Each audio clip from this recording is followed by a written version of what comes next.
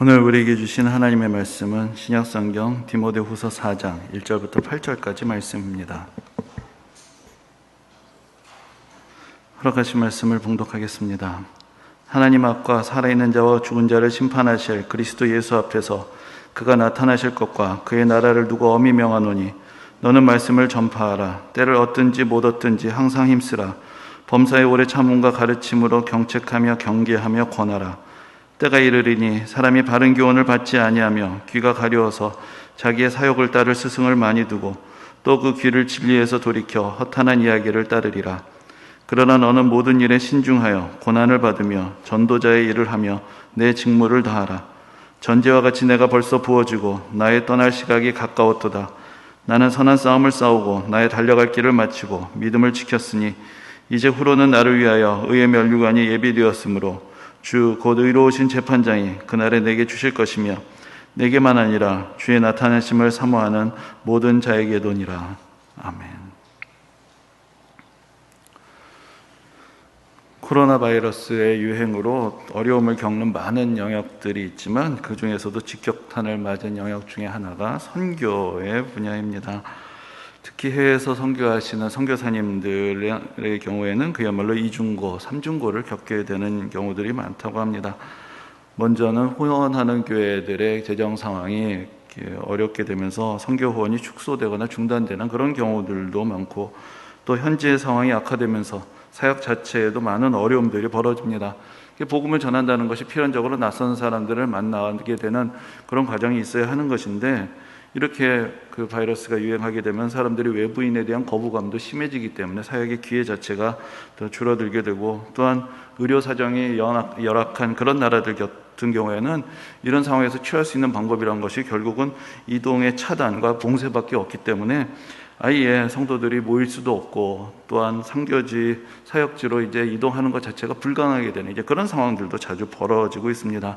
게다가 또한 백신의 접종이나 치료에 문제에 있어서도 일종의 사각지대에 놓이는 분들이 되기 때문에 현지에서도 외국인이기 때문에 또 배제가 되고, 또 우리나라 입장에서는 또 해외에 있기 때문에 혜택을 받지 못하고, 이제 그렇게 돼서 응급한 상황이 벌어지게 됐을 때 대처하기가 매우 어려워집니다. 그래서 한동안은 거의 매주에 한 번씩 선교사님들의 소천 소식을 듣게 되었던 그런 때들도 있었습니다. 그런 가운데서 사실 우리 교회가 좀 부족하지만 그래도 창립기념 특별 선교헌금을 모금해서 선교지에 보낼 수 있었던 것은 이게 우리끼리 하는 자화자찬 같은 이야기지만 그래도 매우 뜻깊은 일이었다고 생각이 됩니다. 제가 사전에 선교사님들에게 우리가 이제 얼마 언제 어떻게 선교헌금을 보내드리겠다고 말씀을 드리진 않았습니다. 그래서 일종의 깜짝 선물처럼 이렇게 전달이 되었는데, 그러다 보니까 선교사님들이 통장을 확인해 보시다가 갑자기 놀라가지고 연락이 오십니다. 이거 어떻게 된 거냐? 놀라고 또 감사하고, 또 성도님들에게 또 감사 인사를 꼭 전해달라고 당부를 하시면서 그 사역에 대해서 또 요즘 형편이 어떠신지 잠시간 이제 교제하는 이제 그런 일들이 지난 두어 주간 동안 계속해서 이제 이어져 왔습니다. 재정적인 어려움 때문에 선교 예산을 줄이는 교회들도 많은데, 사실 우리도 사정이 어렵기는 마찬가지지만 그래도 작년 올해 이어서 우리가 선교와 구제의 지출을 줄이질 않았고, 아니 오히려 더 확장해서 지원할 수 있게 되었던 그것은 다 하나님의 은혜이고 또 성도님들의 관심과 기도와 헌신의 덕분입니다. 그리스도인으로서 선교가 교회의 중요한 사명이라는 것을 모르는 사람은 없습니다. 그러나 현실적으로 교회 사역에서 여러 가지 이유로 생색내기에 그치거나 후순위로 밀리는 경우들도 많습니다. 선교지를 방문해서 선교사님들과 함께 이야기를 나누면서 조금 그래도 마음을 열고 좀 허심탄회한 이야기들을 하게 되면은 자주 듣게 되는 이야기들이 이런 것입니다. 선교지를 찾아오는 교회들은 많은데 정말로 선교를 교회의 사명으로 생각하기보다는 일종의 목회 수단으로, 혹은 성도들을 훈련하는 방법으로, 혹은 또 어떤 경우에는 일종의 어떤 탐방과 어떤 그 여행의 기회 정도로 생각하는 그런 경우들도 꽤 있다는 것입니다. 그러면서 상당한 안타까움을 토로하시는 그런 이야기들을 듣게 될 때도 있습니다. 그러다 보니까 교회 사정이 어려워지면은 사역의 우선순위에서 계속 밀리게 되는 것입니다. 사실 우리 교회의 경우에도 선교 후원은 계속해왔습니다. 그러나 지난 2년 동안 여러 가지 그 어려운 상황 가운데서 단기 해외 선교 활동도 중단되었고, 농촌 선교도 가지 못했고, 우리가 그래도 소식지를 또 발행해서 또 지역마다 성도인들이 다 지역을 나누어서 직접 가가호 우리가 우편함에다가 또 전도지로 이렇게 소식지를 꽂고 그랬었는데 그런 일들도 다 중단이 되어 버렸습니다. 이런 상황이 언제까지 지속될지는 알 수가 없습니다. 그러나 우리로서는 모든 상황 가운데 역사하시는 하나님의 은혜가 있음을 우리가 믿고 의지하고 어떻게 우리에게 맡겨진 복음 전파의 사명을 잘 감당할 수 있을 것인지 더 고민하고 더 기도하고 또한 새롭게 이 시대 가운데 이 상황 가운데서 도전을 해야 할 것입니다. 이것이 오늘 설교에서 여러분들과 함께 나누고자 하는 주제입니다. 오늘 본문인 디모데 후서는 사도 바울이 마지막으로 기록한 서신으로 일종의 사도 바울의 유언과도 같다라고 그렇게 이야기되는 그런 서신입니다. 그 중에서도 오늘 본문은 사도 바울이 그가 사랑하는 제자 디모데에게 매우 엄중하게 말씀을 전파하고 전도자의 사명을 다할 것을 당부하고 명령하고 있습니다. 여기서 우리가 먼저 잠깐 그 용어들을 좀 정리하는 시간을 가져보고자 합니다. 우리가 선교라는 말도 사용하고 또 전도라는 말도 사용합니다. 근데 사실 근본적으로는 다 같은 의미라고 이야기해도 될 것입니다. 우리 한자어로 보면은 사실 선교나 전도나 교를 베푼다, 도를 전한다, 이렇게 큰 차이가 있는 말들은 아닙니다. 그런데 이제 영어로 사용을 할 때, 영어의 번역어로 생각해 볼 때는 조금의 의미의 차이가 있습니다. 일반적으로 선교는 미션이라는 영어 단어의 번역어로 사용이 되고, 전도는 이벤젤리즘이라는 영어 단어의 번역어로 사용이 됩니다. 미션이라는 것은 여러분들 다 잘 아시겠지만 사명 혹은 임무라는 뜻을 가지고 있는데, 그 어원상으로 살펴보면은 파송이 되었다, 보냄을 받았다라는 이제 그런 의미를 가지고 있습니다. 그리고 전도로 번역되는 이벤젤리즘이라는 말은 복음 혹은 복음을 전한다라는 그런 의미를 갖고 있습니다. 그래서 이제 미션이란 말은 사명이란 뜻이 있고, 그 다음에 이벤젤리즘이란 말은 이제 복음이란 뜻이 있는데, 이것이 이제 연결이 되는 방식은 이런 것이죠. 그럼 교회의 가장 큰 사명이 무엇이냐? 그것이 바로 복음을 전파하는 것이기 때문에 미션이란 말이 여러 가지로 사용되고 예능 프로그램에서 사용되고 사방에서 미션이란 말을 요즘 많이 쓰지만, 교회 안에서 교회 사역과 관계돼서 미션이란 말을 쓸 때는 그것은 그냥 일반적인 사명이 아니라 복음을 증거하는 사명이라는 의미로 특정돼서 사용이 되게 됩니다. 그렇기 때문에 이제 미션이란 말과 이벤젤리즘이란 말, 또 선교란 말과 전도라는 말이 서로 결합이 되어서 사용이 되며 같은 의미를 갖게 되는 것입니다. 그래서 예수 그리스도를 믿음으로 구원을 얻는 기쁜 소식을 전하는 교회의 사명을 이야기할 때 우리가 선교라고도 표현을 하고 또 전도라고도 표현을 하게 되는 것입니다. 그런데 이제 그런 대의에서는 우리가 같은 의미를 가지고 있지만 관례적으로 사용이 될 때 나타나는 차이점들이 있습니다. 일반적으로 우리가 그 어떤 교회 현장에서 주로 사용할 때 선교라고 말을 할 때는 타문화권 혹은 자기에게 익숙한 경계를 넘어서 복음을 전할 때 선교라는 표현을 더 자주 사용하고, 전도라고 할 때는 내가 속해 있는 영역 안에서 복음을 전할 때 그것을 전도라고 이야기하는 경우들이 많습니다. 그래서 우리가 가장 대표적으로 선교라는 말을 할 때 해외 선교라고 얘기를 하죠. 해외 선교라고 이야기를 할 때 나에게 익숙한 그런 지역, 나라를 떠나서 말이 다르고 문화가 다른 먼 곳으로 가서 복음을 전할 때 그것을 이제 우리가 선교다라고 표현을 하는 것입니다. 근데 꼭 다른 나라로 가지 않더라도 도시에서 사는 우리가 농촌에 가서 복음을 전할 때도 우리가 농촌 선교다, 이제 그런 표현들을 쓰게 되는 것이죠. 그런데 이제 우리랑 같이 복음을 전하러 다니는 그 교회 성도가 있다면 이제 그분 입장에서 그 지역에서 동네에서 전도를 하는 것인데, 우리 입장에서는 우리의 삶의 자리를 떠나고 어떻게 생각하면 도시의 삶과는 다른 어떤 농촌의 삶을 또 경험을 하면서 거기서 이제 우리가 복음을 전할 때 그런 우리 일상적인 삶의 경계와 문화적인 틀을 넘어서는 그런 복음 전파의 활동을 할 때 우리가 그것을 선교라고 말하는 이제 그런 어떤 관례적인 의미들을 가지고 있습니다. 또 때로는 선교라고 할 때, 오늘 또 설교의 제목도 선교의 미래라고 이야기를 했는데, 좀 더 큰 의미에서의 복음 전파 사명 전체를 선교라고 이야기를 하고, 전도라는 것은 실제로 구체적으로 복음을 전하는 구체적인 사역을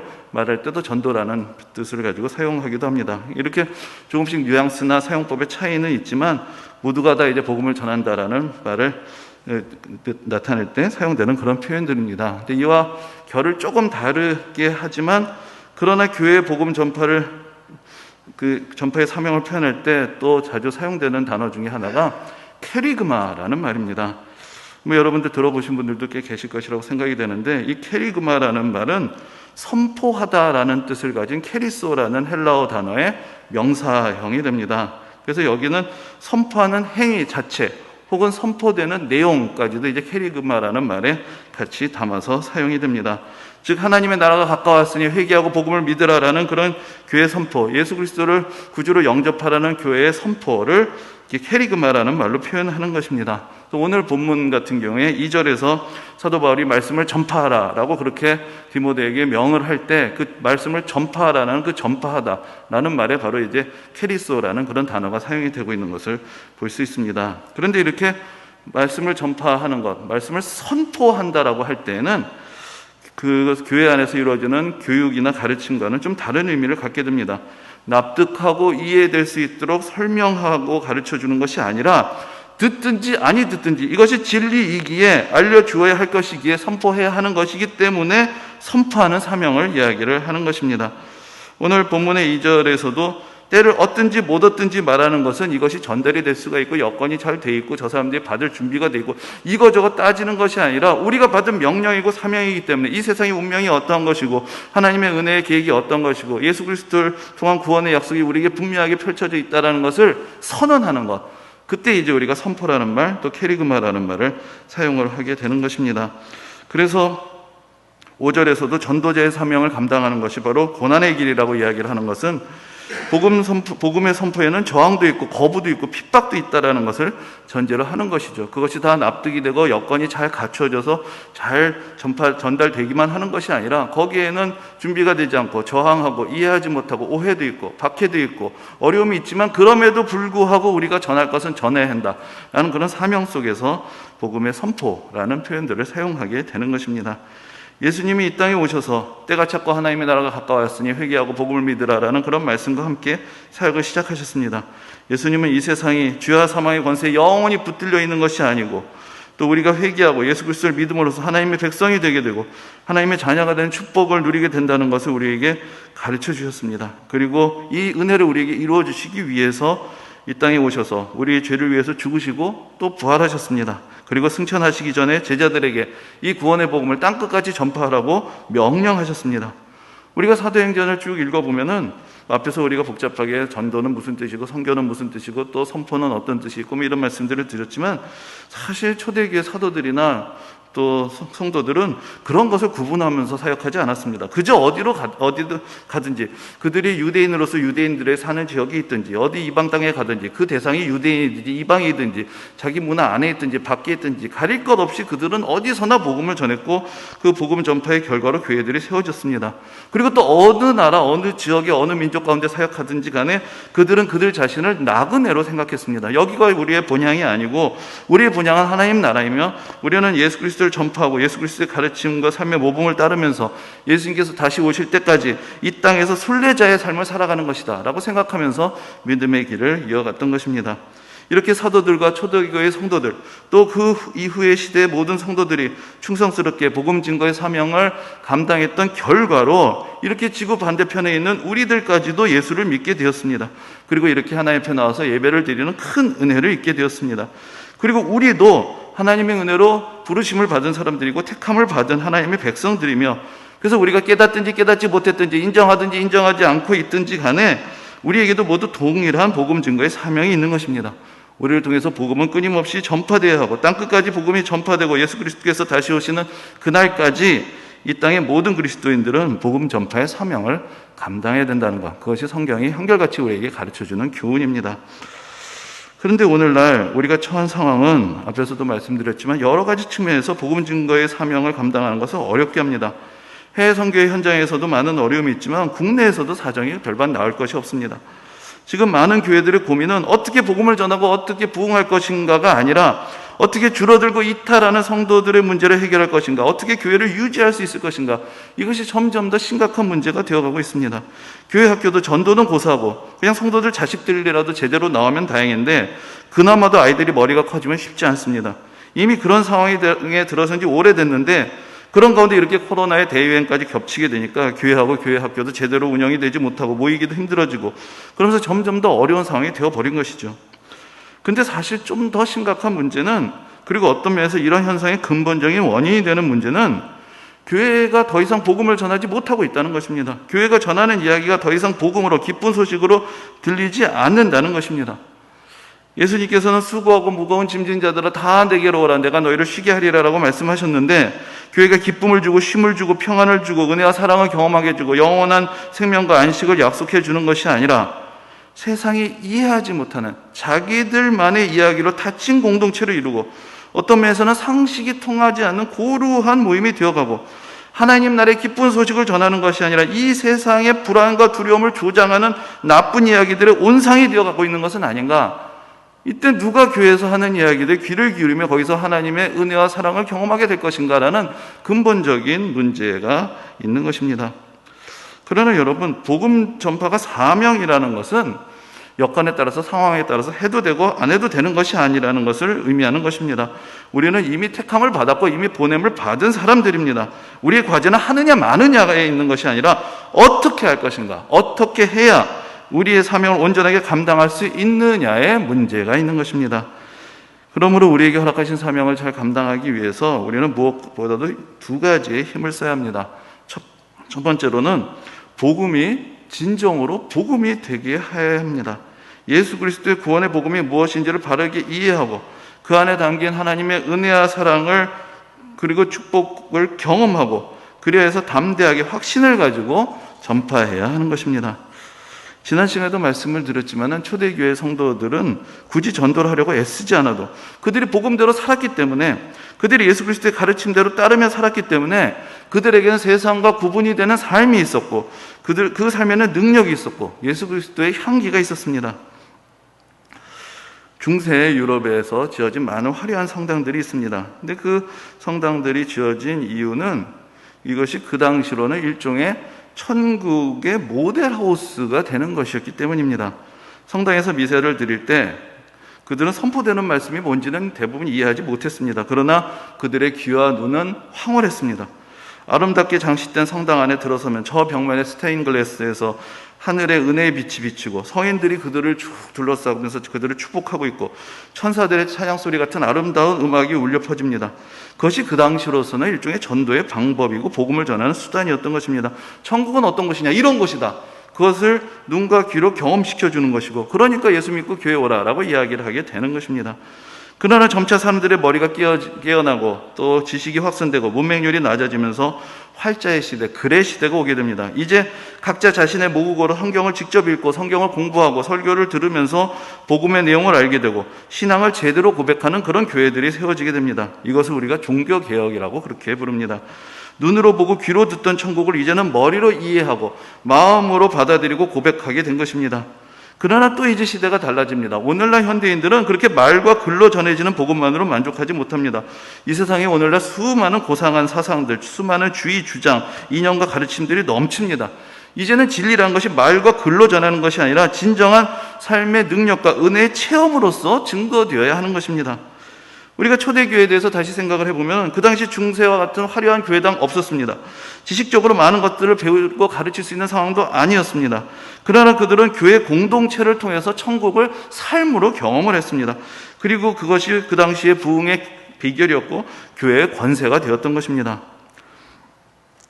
제가 처음으로 목회자로서 사명을 받게 되었을 때 많은 고민이 있었습니다. 과연 내가 목사가 될 자격이 있나? 그런데 그래도 그때 결심을 할 수 있었던 것은 목사가 하는 일이란 것이 결국은 성경을 잘 읽고 잘 이해하고 잘 전하면 되는 것이겠다. 다른 건 몰라도 인격도 부족하고 신앙도 부족하고 다 부족하지만 그래도 저는 성경을 좋아하는 사람이다. 저는 스스로도 늘 그렇게 생각을 해왔기 때문에 그건 내가 할 수 있겠다 생각을 해서 이제 결국 목사의 길에 들어서게 되었습니다. 그런데 사역을 하면 할수록, 설교를 하고 또 성경 공부를 인도하면 할수록 그것만으로 되는 건 아니구나. 그런 생각들을 날마다 절감하게 됩니다. 여러분, 교회는 학교가 아니고 성전은 강의실이 아닙니다. 교회는 하나님의 나라가 무엇인지, 복음의 진리가 무엇인지를 비록 불완전하다고 할지라도 이 세상 속에서 경험하게 하고 그것을 구현해 나가는 곳입니다. 하나님의 나라가 완성되기까지 교회는 하나님 나라의 모델하우스가 되어서 장차 이 말 하나님의 나라가 어떤 것인지를 보여주고 경험시켜주는 곳이 되어야 합니다. 여러분, 이것이 불가능하다고 생각하십니까? 교회가 천국과 같냐고 묻는다면 그렇지는 않다고 대답할 수밖에 없을 것입니다. 교회가 천국과 같이 그럼 될 수 있겠느냐라고 물어도 앞으로 그렇게 되기도 쉽지 않을 것이라고 대답하게 될 것입니다. 그러나 아무리 불완전하다고 할지라도 그 불완전하는 가운데서 우리는 여전히 하나님의 은혜를 느끼고 있고 하나님의 사랑을 경험하고 있고 하나님의 인도하심을 체험하고 하나님의 선하신 계획을 소망하는 방법들을 배워가고 있습니다. 개인적인 말씀을 조금 더 드리자면 앞에서 성경에 대한 이야기, 그래도 내가 성경을 좋아하니까 성경 가르치는 것까지는 할 수 있지 않겠느냐 그런 생각을 했다고 말씀을 드렸지만 사실 좀 더 근본적인 이유가 있습니다. 어떻게 다 목사가 됐느냐? 그냥 교회가 좋았고 교회 미쳐 다니다 보니까 정신 차려보니까 목사가 돼 있었다. 사실 그렇게 말하는 것이 더 정확하지 않나라는 생각을 합니다. 제가 어렸을 때 쭉 교회를 다녔는데 지금 쭉 돌아와서 생각해 보면은 교회를 억지로 간 적도 없고 누구 눈치를 보고 간 적도 없었습니다. 그냥 교회가 너무나 좋았고 교회가 그야말로 천국이었습니다. 교회 안에서 많은 사랑을 받았고 많은 은혜를 받았습니다. 하나님이 주신 사랑과 은혜도 있었지만 성도님들을 통해서도 많은 은혜와 사랑을 받았습니다. 저를 가르쳐 주신 많은 교육자님들, 교회학교 선생님들, 교회 어른들, 친구들, 선후배들과 나눴던 그런 사랑과 은혜가 있었기 때문에 그야말로 교회에 푹 빠져서 살았습니다. 저는 그 시간들을 한 번도 후회해 본 적이 없고 내 인생의 영원한 기쁨의 원천이자 가장 소중한 보물이라고 그렇게 생각을 합니다. 그럼 제가 자라나면서 교회 안에서 자라나면서 받았던 그 은혜와 사랑, 그것이 가능했던 것이 그러면 제가 만났던 모든 분들이 다 완벽한 인격자이고 신앙이었기 때문이냐? 그렇지 않았습니다. 다 알고 있습니다. 그분들도 완벽한 사람들이 아니었고 또 그 당시에도 많은 갈등과 문제들이 교회 안에 있었습니다. 그러나 교회는 불완전한 인간들만이 모인 곳이 아니라 불완전한 인간들을 통해서 완전하신 하나님의 은혜가 나타나는 곳입니다. 우리가 아무리 교회를 통해서 실망하고 사람들의 불완전함에 상처를 받는다 해도 하나님은 전능하시고 하나님은 완전하신 분이시기 때문에 그러한 불완전한 인간들을 통해서도 완전하신 하나님의 은혜를 완전하신 하나님이 우리에게 베풀어 주신다라는 이 믿음을 우리는 결코 저버려서는 안 되는 것입니다. 교회가 완전한 하나님의 나라를 다 보여줄 수 있고 경험할 수는 없을 것입니다. 그러나 적어도 교회는 하나님의 나라의 모형이 될 수 있고 하나님의 나라를 우리가 상상하게 해주고 우리가 하나님의 나라를 체험할 수 있게 해줍니다. 성도들의 사랑이 하나님의 은혜와 사랑을 우리에게 전해주는 것이고 우리의 뜨거운 기도와 찬양 속에서 우리는 천상의 기쁨을 미리 맛볼 수가 있습니다. 복음이 되고 교회가 되면 그 속에 은혜가 있고 능력이 있고 그 가운데서 다시 한번 부흥의 역사는 일어나게 될 것입니다. 그리고 우리가 또 한 가지 관심을 가져야 될 것이 있습니다. 첫 번째 과제가 복음이 무엇인가의 문제이고 그것을 교회가 어떻게 구현할 것인가의 문제라면 두 번째 과제는 교회 안에서 경험되는 하나님의 나라를 어떻게 이 세상에 전파할 것인가의 문제가 될 것입니다. 당분간은 우리가 대면으로 만나고 접촉하고 전도하는 것에는 많은 어려움이 따르겠죠. 그러나 또한 이때를 위해서 하나님께서 우리에게 네트워크와 인터넷과 화상으로 소통할 수 있는 여러 가지 다양한 방법들을 허락해 주신 것, 그것도 우리가 또 감사하게 생각해야 할 것입니다. 온라인으로 이루어지는 예배와 교제와 성경 공부, 또 교회 모든 모임들이 대면으로 이루어지는 모임들을 완벽하게 앞으로 대체하게 될 것인가? 그렇게 얘기되는 어려울 것입니다. 아무리 오늘날 영화관의 음향과 영상이 훌륭하고 또 집에 좋은 스피커와 또 헤드셋을 개인적으로 갖추고 있어도 여전히 사람들은 연극과 뮤지컬을 보러 가고 또 공연장으로 찾아가게 되는 발걸음을 그치지 않습니다. 인간의 오감의 직접적인 경험이라는 것은 사실 무엇으로도 대체할 수 없는 것입니다. 그러나 대체가 아니라 보완하는 수단으로서는 앞으로도 계속해서 중요한 역할을 감당하게 될 것입니다. 특히나 시간과 공간의 제약을 벗어난다라는 측면에 있어서는 앞으로 새로운 사역의 가능성을 열어주는데 또 의미 있는 일들은 계속해서 나타나게 될 것입니다. 이제 우리가 거리로 나가서 전도지를 돌리는 심정으로 이제는 온라인 세계로 나가서 사람들의 관심을 끌 수 있는 영상과 메시지로 사람들을 초대할 수 있어야 할 것이고 교회 사역이 온라인으로 중계되고 또 공유되고 전파될 수 있는 그런 세계를 향해서 우리가 조금은 더 과감하게 나아가야 할 수 있어야 할 것입니다. 사실 그동안 우리가 조금씩 적응을 해오긴 했지만 아직도 저도 완전히 감을 익히기는 쉽지가 않습니다. 하지만 우리가 비행기를 타고 낯선 나라에 가서 그 단기간 사역을 하기 위해서 우리가 많은 공을 들이고 또 여러 가지로 또 교회 자원들을 사용을 하고 있는데 그것을 생각해 보면은 그만한 관심을 우리가 기울이고 노력을 한다면 온라인 세계 속에서 선교도 더 많은 결실을 맺을 수 있을 것이다. 우리가 그렇게 기대할 수 있을 것입니다. 우리가 역사적인 사례를 생각해 보아도 이 도구, 매체라는 것이 얼마나 중요한 것인가를 알 수 있습니다. 사도 바울의 선교의 강력한 수단이 되었던 것은 로마 제국에서 주요 도시들을 연결하면서 구축해내었던 잘 정비된 도로망이었습니다. 얼마나 길을 잘 만들어 놓았는지 2000년이 지난 오늘날까지도 그때 포장된 도로들이 남아있을 정도입니다. 그리고 그 길을 따라서 사도 바울과 초대교회 선교사들은 로마 제국 전역으로 나가서 복음을 전할 수가 있었습니다. 또한 여러분들도 이미 자주 들어보셨겠지만 마틴 루터의 종교개혁을 성공으로 이끌었던 데에는 구텐베르크의 활판 인쇄술이 크게 기여를 했습니다. 루터의 주장은 순식간에 인쇄되어서 유럽 전역으로 전파됩니다. 그리고 선풍적인 관심을 끌게 됩니다. 이전에 그 외로웠던 그 전 시대 그 개혁자들과는 달리 루터는 많은 지지자들을 확보하게 되었고 종교개혁이 새로운 차원의 운동으로 발전하게 되었던 것입니다. 오늘날의 인터넷이란 그 기회는 사실 로마 시대의 도로나 또 루터 시대의 인쇄술을 합한 것 같은 그런 훌륭한 선교의 도구가 될 것입니다. 우리로서도 조금 능감이 있기는 하지만 이것이 우리가 무슨 경쟁을 하는 것도 아니고 앞서거니 뒤서거니 하고 따질 것은 없을 것입니다. 우리로서는 우리의 역량껏 우리가 교회로서 하나님의 은혜 안에서 받은 선교의 사명을 온전히 감당하기 위해서 우리의 최선을 다하면 될 것입니다. 온라인과 오프라인, 대면과 비대면의 교회가 모두 예수 그리스도의 구원의 복음을 증거하고 하나님의 나라를 경험하는 통로가 되어서 이 시대에 복음 전파의 사명을 온전히 감당하는 데 최선을 다하며 그래서 하나님 앞에서 칭찬받는 그런 복된 교회가 되고 복된 성도님들이 되시기를 주님의 이름으로 축원합니다.